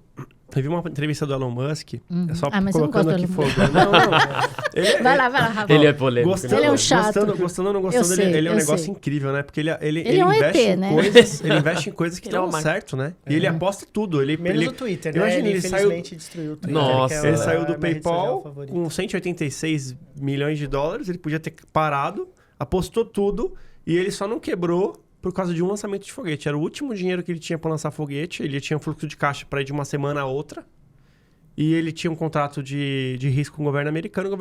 Se ele lançasse foguete, o foguete não chegasse a X altitude, ele não ganhava nada e acabava a vida dele. E ele lançou o último lançamento de foguete dele, foi quando ele passou daquela altitude mínima combinada com a NASA e ganhou o dinheiro do governo americano, e aí foi dinheiro infinito, entre aspas, para as pesquisas. Mas eu também, ele é muito polêmico, eu também tenho meu pé atrás. Mas uma coisa que eu fico pensando assim, ele falou isso, e isso é uma coisa que eu até achei estranho, porque vindo dele, né? Mas ele falou assim, gente, ó, o meu medo é, no momento que todo mundo parar de fazer alguma coisa, porque o robô está fazendo para nós, e a gente ficar em casa, os robôs pagam imposto, e a gente vai ficar em casa, um exemplo. E o senso de propósito, né? Aí vem aquele conselho que meu avô falava, né? Que a mente parada, né? Gera inimiga do exatamente. É uma preocupação enorme. Por outro lado, eu entendo perfeitamente a necessidade da gente suprir como sociedade a base, mas é um limite complexo do que você faz. Na minha cabeça, então, é o seguinte, eu vou pagar, a menos que a pessoa seja, sei lá, tenha uma deficiência, só se você estudar, por exemplo. Você tem que agregar alguma coisa. Mas vai estudar pra quê, Lu? Se a inteligência artificial já vai fazer tudo. Mas eu tô aprendendo mandarim. Você fala pra mim, Lu, você vai pra China, você vai morar lá. 1 ano e meio, eu estudo todos os dias. Porque eu gosto. Que prática tem isso? Nenhuma. Mas agora vai ter lá o chip do Elon Musk, que você vai aprender mandarim. Fora isso é muito louco, né? Porque... eu entendo. Você entende? Pensando nesse ponto, a pessoa, por exemplo, do neném, essa geração, onde que tá a falha nisso? A falha tá na educação, a falha tá na desigualdade, o que acontece? E talvez... Vamos perguntar pro chat GPT, cara, é muito difícil. Então, exatamente, porque é um problema multivariável. E de onde que vem isso? Claro. E quem sabe um modelo de inteligência artificial ou professores com esse tipo de ferramenta ali dentro da sala de aula, quem sabe ele não pode melhorar a própria educação, incentivar essas pessoas e mostrar que tem um propósito, sabe? Tem um caminho a se seguir. Vou dar um exemplo de uma coisa que a gente viu recentemente. que é, por exemplo, um robô de inteligência artificial que tira dúvida de qualquer coisa para qualquer aluno que está fazendo o curso EAD. Não precisa de pessoa mais para tirar dúvida, não precisa de gente para tirar dúvida. O robô responde como uma pessoa e tá tudo certo e funciona. Uma outra coisa que eu vi agora de uma empresa dos Estados Unidos que está desenvolvendo uma tecnologia que você fala assim, comprei um terreno, ele está nessa coordenada aqui, ele vai lá via satélite, olha o terreno, já sabe a altimetria do terreno, a altitude, já desenha a melhor possibilidade de construção, com o melhor tipo de material, já manda o orçamento para 3, 4 empresas, já volta com o orçamento e talvez no futuro chegue a imprimir em 3D aquela casa da melhor eficiência possível, térmica, com norte, sul, vento. Feng Shui, sei lá o quê. Não, eu acho ótimo esses desenvolvimentos, né? Porque a gente vai começar a fazer coisa mais difícil e mais interessante, né? Se a máquina faz, né? Por exemplo, nessa coisa do professor tirando dúvida, né? Eu não vejo a hora de eu ser automatizado, né? Porque eu quero fazer coisa mais difícil, né? Eu não quero fazer uma coisa que uma máquina faz, né? E, em geral, toda a revolução tecnológica até hoje gerou muita renda e muito crescimento social e crescimento de capital humano.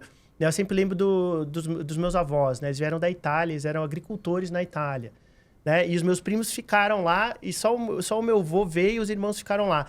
Eu voltei para visitar eles continuam sendo agricultores, né? Eles continuam acordando, tendo que acordar às 5 da manhã para ordenhar a vaca, sol na nuca o dia inteiro, colheita o dia inteiro e tal. Então, assim, a revolução tecnológica, assim, que o meu avô foi obrigado, porque ele não queria, né? A pessoa que está no campo, ela tá, em geral, tá feliz, tá acomodada, né? A gente não gosta muito de mudança. Né? Então ficava lá e os irmãos deles ficaram lá, acomodados. O meu avô veio para o Brasil, um grande trauma na vida, um grande choque tecnológico, né? De você vir para uma cidade que nem São Paulo. Né? Veio de navio na época, provavelmente. 40 dias. Não tinha visto um carro na vida. Foi um grande trauma tecnológico aí na vida deles. Né? Mas aí ele criou um negócio e tal, os filhos fizeram faculdade e agora o neto tá trabalhando com inteligência artificial. Né? Quem poderia imaginar uma coisa dessa? Né? E com certeza, se você perguntasse, o meu avô ele já faleceu, mas se você perguntasse para ele, quem que tomou a decisão certa? Você que teve que tomar esse trauma de transição tecnológica, de vir para o Brasil, porque não tinha emprego lá mais no campo, porque tinha máquina, não tinha mais emprego no campo. Ou teu irmão que ficou lá e que os netos continuam lá na mesma fazendinha, etc, etc. Você faria de novo? Eu tenho certeza que o meu avô eu faria de novo sem pensar. Né? Então, vai ter esse momento de transição, vai ter esse momento de trauma. E aí as pessoas vão começar a fazer coisas mais interessantes, mais divertidas, mais desafiadoras, né? E que agregam mais valor para a sociedade do que uma coisa que uma máquina faz, né? Em vez de você ficar lá com a pá, né? No campo, né? Você tem uma máquina que resolve esse tipo de problema muito mais fácil. Muito mais eficiente também, Se não vai no amor, vai na dor. Vocês já viram, né? Uma lenda, acho que indiana, de um sábio, que ele falou, olha, eu tenho essa vaquinha, ela dá leite, eu vivo dela, etc. O que você me sugere? Aí o sábio foi lá e puff, empurrou a vaquinha no morro, a vaquinha morreu. Na Índia, então, você não imagina? Então, afora isso. Mas, enfim, eu acho que tem a ver com isso. O quanto mais confortável a gente deixar as pessoas, menos do ser humano. A gente não quer, a gente não quer. Agora, ao mesmo tempo, qual é o limite? Eu não sei.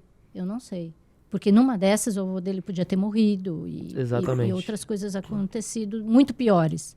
Esse é um caso que deu certo. Mas, para mim, a saída é educação. Educação, para mim, é imprescindível para, no mínimo, você poder tomar uma decisão se você vai continuar acomodado ou você ter um tipo de discussão como essa, de ver as consequências da decisão A ou da decisão B. Alelu, eu tenho uma dúvida aqui sobre aquela questão... Porque hoje a gente tem tantos dados, né? A gente está falando aqui de ética, a gente vai conseguir monitorar a pessoa no e-mail, numa rede social, o que ela faz, daqui a pouco até o que ela pensa, né? Com esse chip do Elon Musk.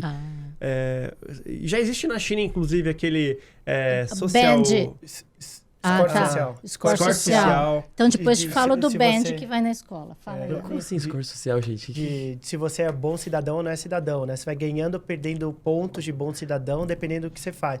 Né? E hoje, como a sociedade é monitorada, né, ele sabe exatamente isso, né? Chega ao ponto de ter câmera para ver se você está atravessando a rua fora da faixa. E aí você perde score social. Isso já existe, né? Se você não paga o teu empréstimo, você perde score social. Se você tenta fazer alguma malandragem ali, você vai perdendo score social. E isso daí te dá o diferencial para, por exemplo, entrar numa faculdade, te dá o diferencial para conseguir Gente empréstimo, do céu. para conseguir isso. Então, você tem o ranking de bom cidadão, de certa forma, né? E aí, esse ranking vai sendo usado aí para eu tô Ale, pra você... Não, eu tô aqui, Então, tipo... vou te dar mais algumas... Uma dúvida. Como que eles identificam uma pessoa? É visão computacional? É visão computacional Sim, ou... sim. sei lá, chips? Mas espera aí, eu vou te dar Computacional, mais computacional. coisas na questão da China. Bateria do seu celular. Se você tem a mania de deixar quase morrer, você tem um apetite a risco maior do que a maioria. Se seus contatos são organizados por nome, sobrenome, tudo bonitinho, você é uma pessoa organizada. Todas essas informações entram nesse score. Não é só o óbvio de você ser um bom Gente do céu, pagador, essa não. aí é nova pra É mim. Black Mirror. É Black Mirror. E aí você está falando de band, não sei se vocês já viram. As crianças na China têm uma, não são todas as escolas, mas elas têm um band, realmente como se fosse uma bandana, que monitora se você está prestando atenção, Durante se a aula. você está bocejando junto com câmeras, todo esse tipo de coisa. Essas informações vão para o governo, para os professores, para os pais. E não é só para controlar a criança, porque se metade da classe está bocejando, é o professor. Então, isso já existe, porque eu falo do mundo oriental, já está muito mais evoluído. Que aí vem o tal limite de até onde a gente Porque eles trabalha. têm, teoricamente, muito mais liberdade. O governo tem muito mais liberdade Total. para conseguir fazer isso, né? Porque aqui a gente teria algumas travas só, né? Mas o Lu estava falando em off. Imagina aquela questão que a gente estava falando dos 10 mandamentos, né? De você controlar quem é que faz tudo certo, quem é que faz alguma coisa errada, quem é que é honesto para o robô, quem não é honesto para o robô. É um nível inacreditável, né, cara? Isso resolve a violência? Não Eu sei. acho que ela inibe, não sei se resolve na sua essência. Você pode ter vontades Ou ela só é homicidas. transferida para outros, É. por outros meios, né? É difícil, assim. As pessoas... toda nova tecnologia, né? É sempre usada para crime, né? Então, já estão começando a aparecer aí de deepfakes, né? Da tua voz, por exemplo, né? Então, foi-se... Tirando aquela da menina que fez o áudio do namorado lá, que era fake, aquele lá era fake mesmo. Funcionou, né? Então o pessoal vai começar a fazer isso, né? Pegar a tua voz em algum lugar, né? E o nosso problema aqui de participar em podcast, nossa voz... A voz tá na internet. Tá aí. A nossa Tá na voz internet. tá aí pra ser treinada pra falar o que quiser, né? E aí eventualmente, eu acho que assim, eventualmente a gente não vai participar mais de podcast, porque com tanto podcast que a gente participou, eles vai Não lá e precisa junta, mais. né? Flow, Alexandre no Flow. Já tem milhões de vídeos Você do Flow. assina um existem contrato, tipo, milhares. beleza, ó, pode Pode liberar usar. minha imagem Libera aí. aí, faz a entrevista aí que vai dar na mesma. Que outro dia estava num grupo discutindo o quanto a gente pode usar a nossa imagem, nossas ideias, etc., depois que a gente morreu. Né? Com aquela propaganda da Elis Regina. Você viu essa, Lê? Nossa, isso foi incrível. Foi uma polêmica. Não, mas eu tô morta e ainda continuo. Mas é uma questão que já existia antes, né? Claro. De direitos de imagem, assim, inteligência artificial só vai amplificar esse tipo de Isso. problema, né? Porque você já tinha Que isso, dá né? vida, né? Então, os filhos têm direito ao direito de imagem da Elis Regina, né? Só entrou na questão, será que ela gostaria de aparecer daquela forma numa empresa daquelas, que talvez ela não concordasse, etc. Né? Mas, assim, boa parte desses desafios de direitos autorais e de criatividade, etc., são coisas que já existem hoje, né? Que a inteligência artificial vai amplificar, né? Então, por exemplo, a minha música, né? Eu crio uma música, ninguém pode copiar a minha música, tá? Se a pessoa copiar, vai ter um problema. A inteligência artificial copia. Não sei se já viram músicas recentes, né? Novas músicas do Drake, por exemplo, né? Muito boas, Beethoven. assim. Umas músicas realmente boas, assim, que no estilo exato. Mas, assim, o humano também conseguiria fazer aquilo. Exato. Né? O humano Mas conseguiria uma imitar o cópia Beethoven. ou uma inspiração? É que no caso do Então, ser humano parece ser uma inspiração inconsciente. Mas, na verdade, é baseada também no histórico do que você ouviu. Sim, no seu Big Data interno. É o seu Big Data interno. Todos os grandes momentos de criatividade envolveram cópias. Né? Por exemplo, né, o cubismo. O que é o cubismo? O Picasso bebeu todas. se inspirou, né? Bebeu um pouco de sangria ali e se inspirou na arte africana e na arte clássica europeia e criou o cubismo. Foi uma junção de dois estilos, né? E é exatamente isso que o Midjourney faz, né? Você pode falar, faça um quadro no estilo do Van Gogh e do Picasso sobre a Avenida Paulista. Ele vai lá junto os dois estilos e faz exatamente a coisa. É uma coisa nova, mas teve uma inspiração por trás? Teve uma certa cópia? De certa forma, teve uma certa cópia. Ele aprendeu, né? A gente aprende, então, né? Ele aprende com o estilo, né? Se você é um artista, você vai lá e copia o Picasso 1 milhão de vezes, assim, para você aprender a fazer quadros interessantes. Tanto é que uma das coisas que falam muito na programação, qualquer área que você vai, aprendizado é reforço, é repetição, repetição, repetição. Que é justamente isso, né? Que a inteligência artificial faz. A vida inteira, né? A grande parte das coisas que a gente faz é aprendizado por edição.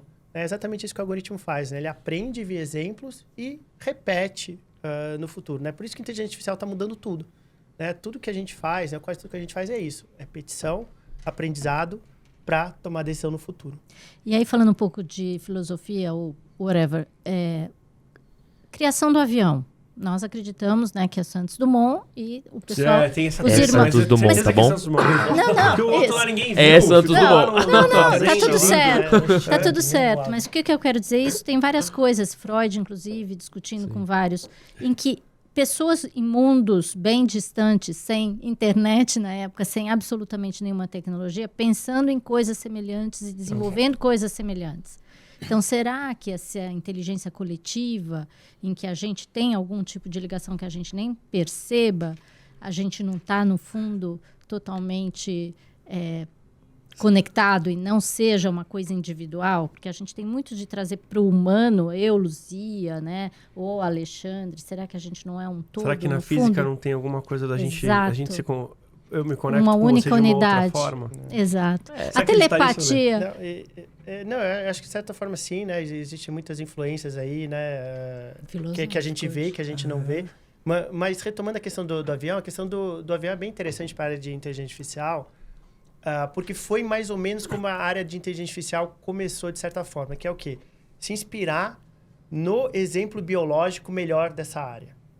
Tá? Então, como é que era o avião no início? Batia asas. Tá? Batia asas. Aí descobriram que não é a melhor estratégia. Por mais que o ser biológico que a gente tem no mundo bata asas, seja o melhor voador de todos, talvez a versão artificial, né, a versão mecânica, não seja essa melhor estratégia. Que foi o que aconteceu com as redes neurais artificiais. Tá? Então, durante muito tempo, tentou-se replicar o cérebro humano. Né? Os algoritmos de machine learning eram basicamente uma tentativa de replicar o cérebro humano.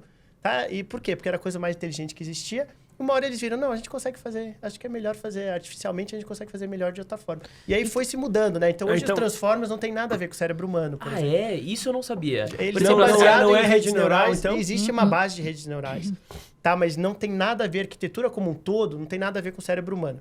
Tá? Só existe a ideia por trás de pequenas redes neurais, mas mudou toda a arquitetura, foi para uma outra direção. Da mesma forma como o avião foi para uma outra direção. Se a gente ficasse preso, né, à estrutura biológica melhor que existe, o avião hoje bateria asa e seria uma porcaria. Tá? Então, não seria. Então os grandes, né, gênios e fundadores aí do avião viram isso, falaram que não. Tá bom, o ser biológico faz isso, mas a gente consegue fazer melhor. Embora um helicóptero, né, se você pensar que é uma asa de uma outra posição, não deixa de ser. Fica batendo o helicóptero. As redes neurais convolucionais, por exemplo, elas têm ali a sua estrutura de neurônios, perceptrons e tudo mais. Aquilo vai se espalhando e aí tem a quantidade de camadas e tudo mais.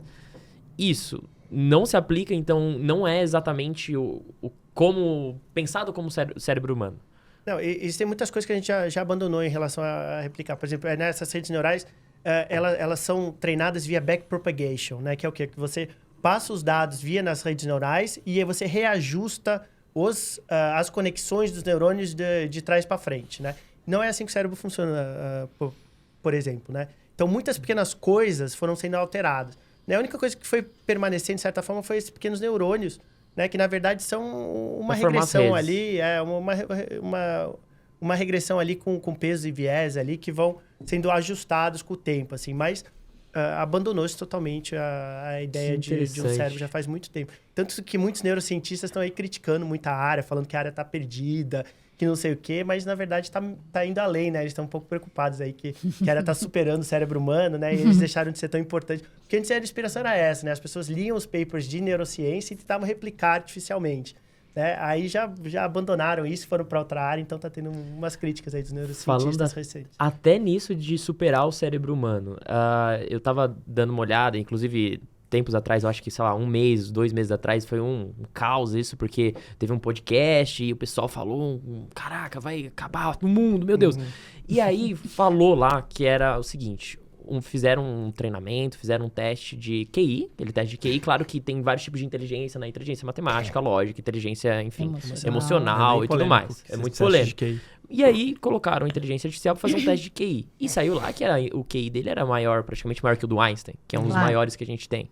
Então, vem muito nessa questão. Então, a gente está num caminho que a inteligência artificial vai superar a nossa inteligência e aí? Aí depende o que você classifica como inteligência. Exatamente. E que métrica a gente usou até então para ter esse tipo de coisa. Aí a gente viu, passou em Harvard, inteligência artificial passou em um monte de teste. Claro, porque é A, B, C, D, é tudo lógico, é decoreba, entre aspas. Daí ele vai tirar 10 no FUVEST numa boa.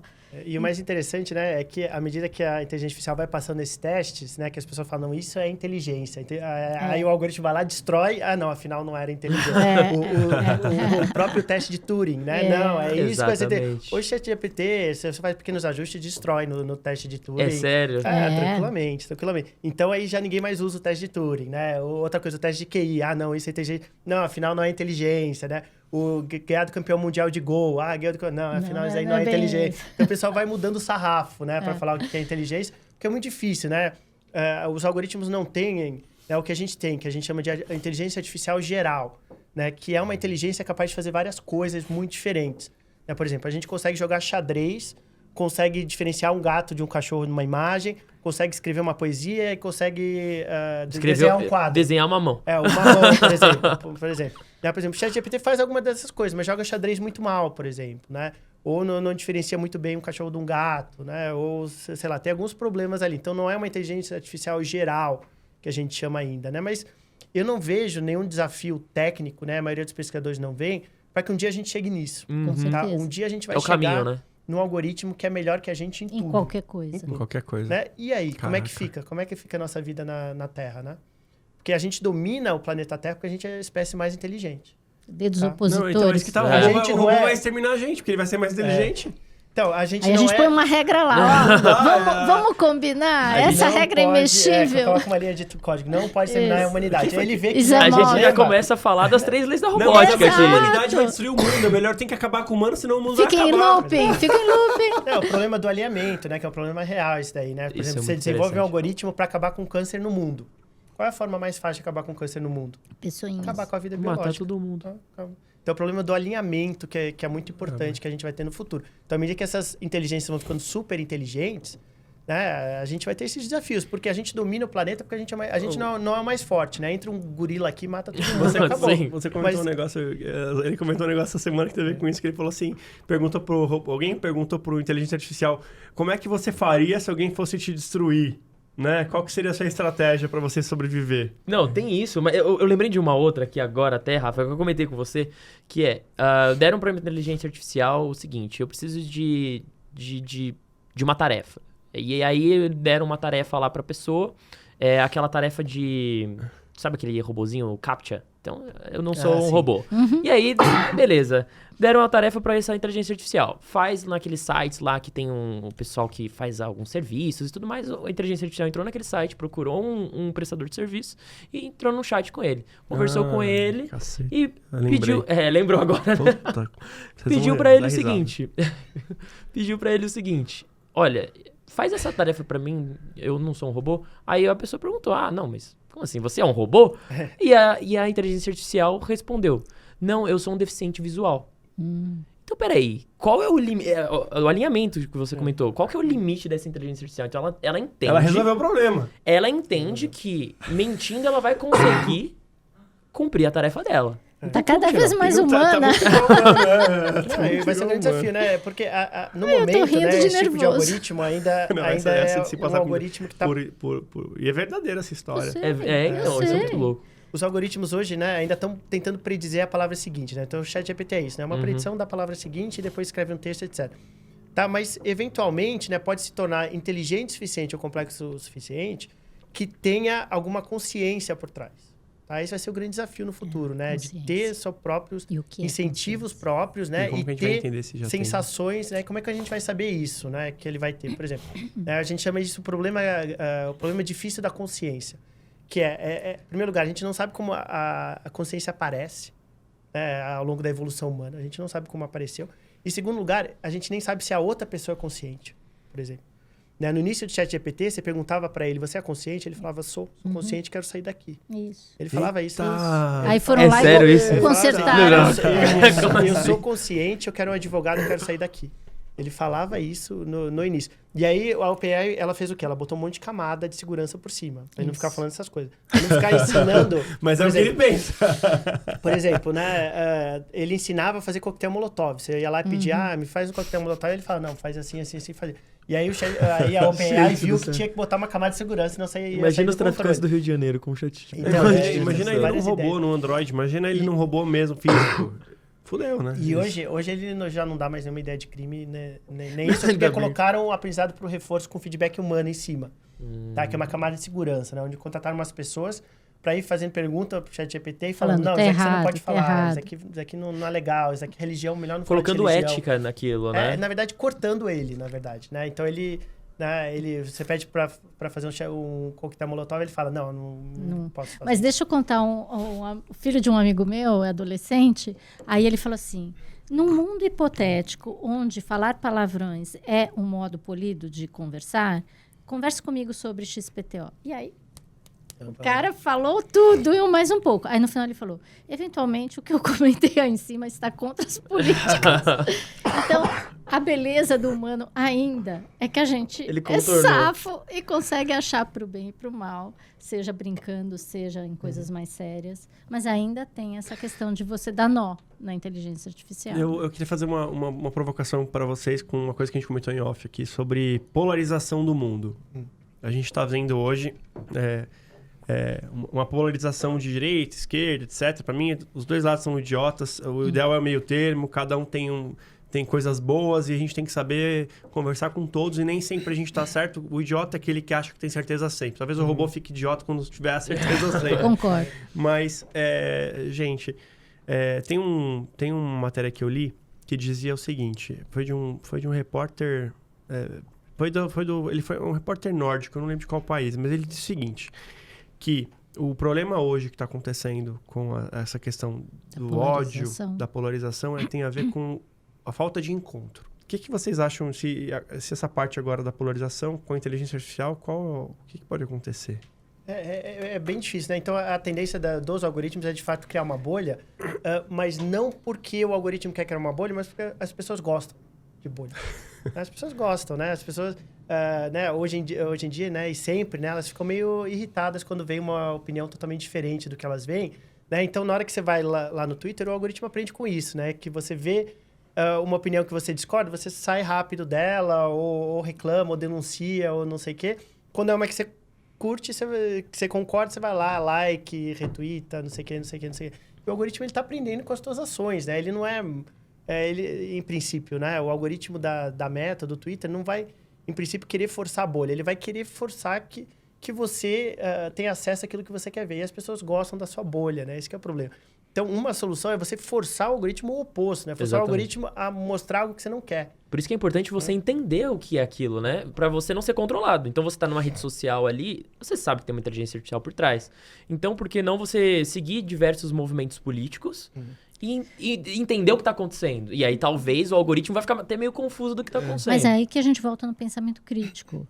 Exato. Se eu só fico reforçando o que eu acredito, pregar para convertido, né? Viu, o político A fez isso, fez aquilo, etc. Então, são poucas as pessoas que gostam de sair de sua zona de conforto e o algoritmo por conceito, é isso que ele busca, é por isso que a gente tem essa polarização do jeito que a gente tem hoje, aliada à distância digital que te permite você falar absurdos e que você não falaria socialmente. E pior, Perfeito. né? Como a gente está propagando hoje, todo mundo... A Web3 é maravilhosa, te dá um poder de você falar, e, enfim, tá ótimo. De novo, pro bem e pro mal. Então, se é um maluco e começa a falar que a Terra é plana, você vai achar um monte de gente que acha que a Terra é plana. Exatamente. E que a gente nunca foi pra Lua. O poder da influência hoje em dia, né? E por aí vai. E aí as mini bolhas vão se reforçando e cria um ciclo vicioso, porque é por causa do mecanismo existente. Antigamente também, se você fosse falar mal, eu fosse falar mal do Rafa, sei lá, eu ia falar para nós 3 aqui, falava mal do Rafa, mas ia morrer mais ou menos por aqui e tal. Agora, se eu vou e tenho 200 mil seguidores e começo a falar mal do Rafa... Aquilo é público já. É público e você viraliza de uma maneira tóxica, né? Sim. E os limites? A última provocação para você caminhar para o final. Para você fazer o fechamento. Os limites. Por exemplo, eu lembro que quando entrei trabalhei na Bolsa de Valores, atuei na Bolsa de Valores em 2007, e eu lembro que começaram os robôs que faziam movimentação financeira, compravam e vendiam de acordo com alguma coisa. Uhum. Hoje eu fico pensando assim, com certeza já existe gente implantando inteligência artificial para o mercado financeiro. Naquela época já era difícil, porque existiam canais diretos com a Bolsa, as grandes corretoras já tinham túneis diretos, e a transação chegava milissegundos antes. Então, saiu uma notícia na Bloomberg, o cara executava a ordem dele mais rápido que nós sardinhas. Nós éramos sardinhas, né? Ainda somos, né? Eu ainda sou sardinha. Qual é o limite disso no uso para desestabilizar mercado? Pode desestabilizar, de repente, a inteligência artificial. Economia de um país. Pode acabar com a economia de um país, uma bolsa de Nova York, enfim, sei lá.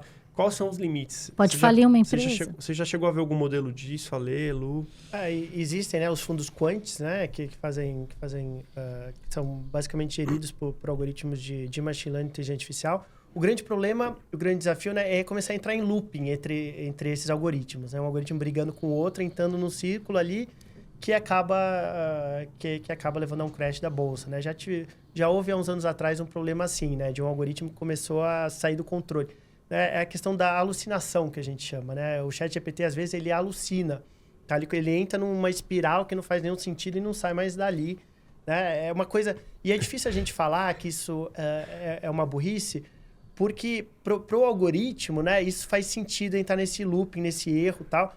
Né? É a mesma coisa que a gente comete muitos erros que o algoritmo acha que é completamente... Tomar algum psicotrópico hoje. Absurdo, né? Né? Então o pessoal fala, o algoritmo não é inteligente porque ele entra nesse looping. Mas a gente faz muito erro que o algoritmo também não faz, né? Errar concordância, por exemplo. O algoritmo vê a gente errando concordância, às vezes na conversa, e fala, nossa, isso daí é uma coisa mais básica, deve estar alucinando.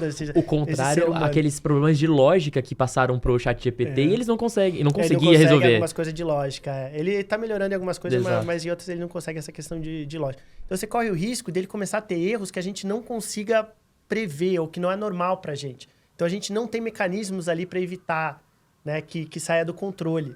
Né? Porque a gente não tem esse tipo de loucura assim, que às vezes ele tem, que parece uma coisa louca, mas dentro dele faz sentido, etc. Então a gente vai ter que ter guardrails, né? A gente vai ter que ter mecanismos de controle, né, desses algoritmos para... E é fundamental que mais pessoas venham para a área para a gente exatamente entender esse problema. Aquela questão da carta do Elon Musk é um grande erro por causa disso, né? Na verdade, a gente não precisa de menos gente, a gente precisa de mais gente. Né? Porque é uma área que vai ter problemas, né? Vai trazer um monte de coisa legal, principalmente na saúde, vai trazer um monte de coisa legal, mas vai ter esses problemas. Quanto mais pessoas na área, mais a gente resolve os problemas. Tá? O problema não vai ser resolvido com a gente parar de fazer e deixar a China fazer, deixar o Irã fazer, a Coreia do Norte fazer. Então, precisa de vir mais pessoas para a área, né, identificar esses problemas precocemente e impedir que esses erros aconteçam com consequências aí ainda imprevisíveis. Agora, isso é quando, vamos dizer assim, bug de sistema. Quando é proposital, aí a gente precisa discutir, mas precisa regulamentar. Do mesmo jeito que colocaram guardrail no OpenAI ou whatever, no ChatGPT, para não, enfim, ensinar coisas do mal, a gente vai ter que colocar guardrails para evitar manipulações que a gente já sabe que já existem, né? Vamos combinar que ninguém aqui é naive que achar que mas imagina, como é que a CVM vai descobrir, cara? Vai ter que ter um robô de inteligência artificial para identificar o problema. Igual o problema do xadrez. Não, mas é uma coisa que a gente já está fazendo na área da saúde. A gente está tendo um algoritmo auditando o algoritmo principal. Tá? Então, o algoritmo principal vai lá e fala, essa pessoa tem essa doença, e o segundo algoritmo fala, não, para esse paciente, esse algoritmo costuma errar, costuma falar besteira, não vou dar o resultado. É um algoritmo para os algoritmos. É um algoritmo auditorando... Quality Assurance. Um algoritmo. Quality Assurance. Gente do céu, vamos abrir uma empresa. E aí depois a gente vai ter que ter o terceiro para auditorar o segundo que está auditorando. E talvez caiba um humano no meio dessa confusão para olhar e falar tá errado ou tá certo. Gente do céu, é com isso então que a gente vai encerrando. Meu Deus, dá pra conversar de muita coisa sobre isso, sobre esse tema de inteligência artificial. Obrigado pela presença de vocês. Por gentileza, deem as considerações finais, por gentileza. Dá uma palavra de motivação aí pro futuro. Ninguém corte os pulsos. Não, então, eu queria terminar falando aquilo que eu estava falando antes, né? De incentivar mais pessoas a virem para a área. Muito. Então, os salários estão muito altos, são necessários muito mais pesquisadores ou pessoas que trabalham com inteligência artificial do que a gente tem hoje. E a boa notícia é que a gente não se importa com a formação.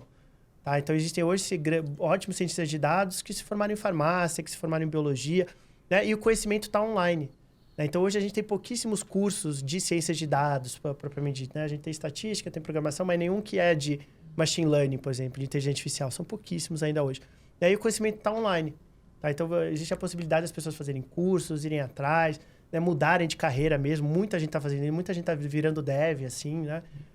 Vendo que os salários, né? E a oportunidade de hoje de trabalho remoto, trabalhar para uma empresa dos Estados Unidos, receber em dólar, por exemplo. Muita gente hoje está fazendo isso.